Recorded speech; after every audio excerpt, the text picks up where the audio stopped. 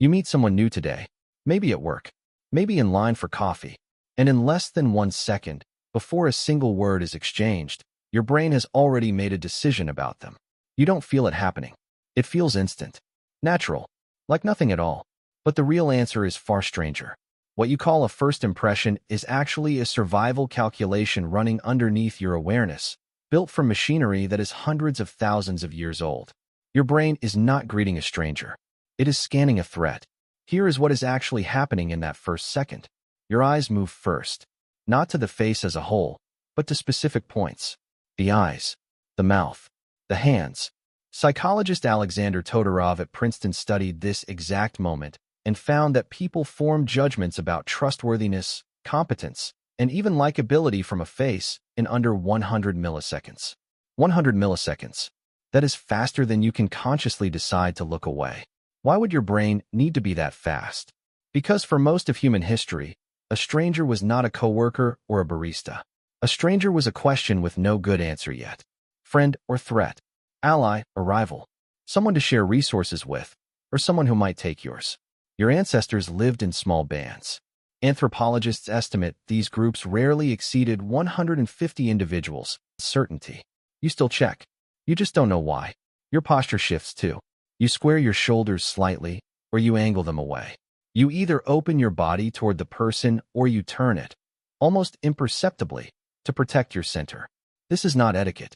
This is an ancient negotiation between approach and retreat, happening in your spine before your mind even catches up. There's more.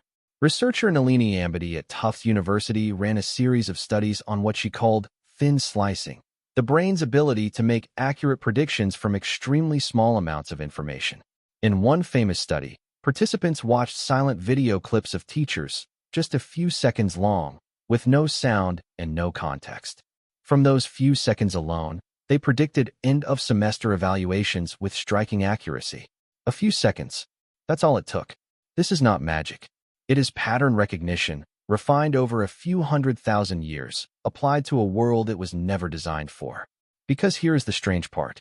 The world you live in now is almost nothing like the world that built this system. You are not meeting one of 150 people you'll know for life. You're meeting a checkout clerk you'll never see again. A new manager.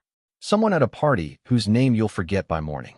The stakes have changed completely, but your brain hasn't caught up. It still runs the same ancient threat assessment, every single time, on people who pose you no danger at all. This is why a slightly too long pause before someone answers a question can feel unsettling, even though it means nothing.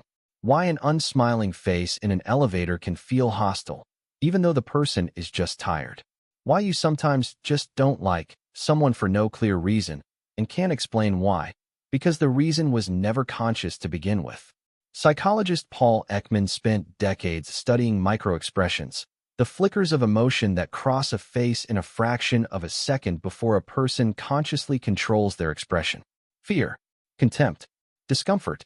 These flashes last as little as 1/25th of a second. You cannot identify them, but evidence suggests parts of your brain register them anyway, feeding a sense of unease or comfort you can't quite explain. So when you say someone gave you a bad vibe, you might be more right than you know. Not psychic, just ancient. Here's the twist, though. This system, built to keep you alive on a savanna, is now one of the biggest sources of misjudgment in modern life. Because thin slicing is fast, but it is not always accurate. It evolved to catch danger, not to judge character.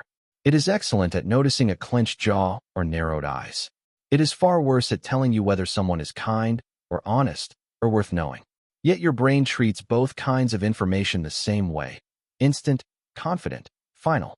This is why first impressions are so hard to undo.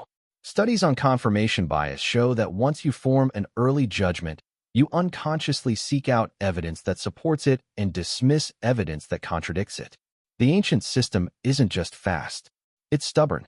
It wants to be right, even when it's wrong. Think about how often a bad first impression turned out to be nothing at all. The person was just nervous, tired, distracted by something in their own life that had nothing to do with you. But your threat detection system didn't ask for context. It doesn't have time for context. It just flagged, filed, and moved on. And think about the opposite. The charming first impression that masked something far less trustworthy underneath. The system that evolved to protect you can also be fooled by confidence, by a practiced smile, by someone who has learned exactly which signals make people feel safe. This is the strange inheritance every human carries. A radar built for a world of 150 people, now running constantly in a world of strangers numbering in the billions. So the next time you meet someone new, pause for a second. Notice the glance at their hands. Notice the shift in your shoulders. Notice the instant, wordless verdict your brain hands you before your mind has even said hello. That feeling is not random. It's not even really about them. It's a few 100,000 years old, running quietly underneath every handshake, every glance, every nice to meet you.